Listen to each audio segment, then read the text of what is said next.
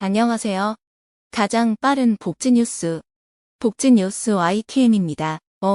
여러분 갈수록 날씨가 너무 덥지 않나요? 그러니 저희가 단비같이 느껴지는 복지 소식으로 여러분의 더위를 싹 날려드릴게요. 최근 윤석열 대통령이 연금 개혁을 완수하겠다고 선언한 거 알고 계신가요? 여기에 대체 어떤 내용들이 포함되는 건지 궁금하시죠? 지금부터 저희가 연금 개혁에 어떤 내용이 포함되는지 그리고 실현 가능성은 있는지에 대해 쉽게 설명해 드리겠습니다. 윤석열 대통령은 16일 국무회의에서 현 정부에서 연금 개혁의 골격과 합의를 도출할 것이라고 밝혔는데요. 이는 4년 남은 임기 내에 연금 개혁을 마무리하겠다는 선언으로 개혁의 불확실성을 줄였다는 점에서 의미가 있습니다. 하지만 현재 국회의 연금 개혁은 개점 휴업 상태로 좀처럼 속도가 붙지 않고 있는 상황입니다. 왜냐하면 노인 전체에게 기증금 40만 원을 지급한다는 것은 현재 정치 상황에서 매우 어려운 문제이기 때문이죠. 또한 국민 개개인이 당사자인지라 국민적 합의가 쉽지 않을 것으로 보이기 때문에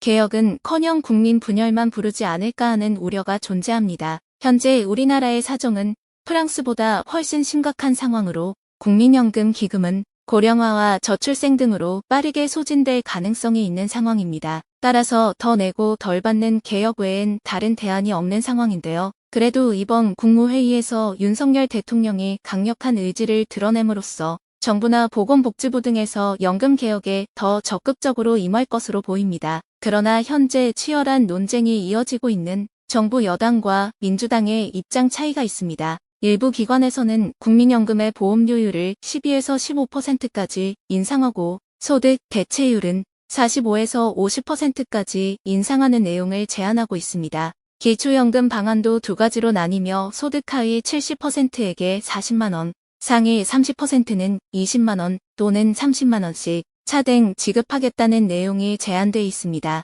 연금 개혁에 대해 찬성과 반대하는 입장이 각각 존재하고 있지만 어떤 입장이든 국민에게 이익이 되는 방향으로 개혁을 이끌어 나가면 좋을 것 같네요. 정부와 여당이 보편적 복지를 주장하면서도 선택적 복지를 하고 있는 것과 달리 민주당은 보편적 복지를 주장하고 있습니다.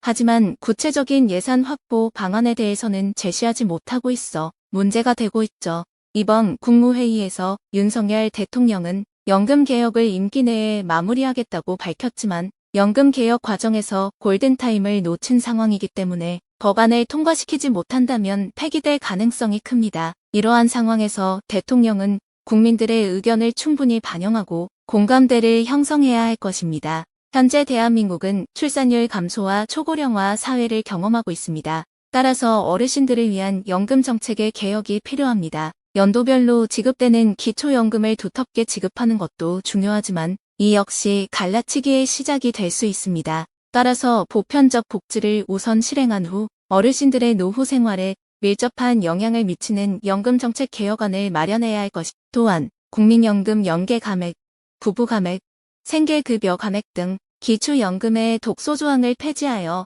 더 많이 어려운 분들이 혜택을 받을 수 있도록 해야 합니다. 연금 개혁에 대한 고민은 필요하지만 이러한 변화가 어르신들이 행복한 노후를 보낼 수 있도록 보호되어야 합니다. 어느 방향이든 어르신들에게 좋은 쪽으로 정책이 실행되기를 저희 YTN도 응원하겠습니다.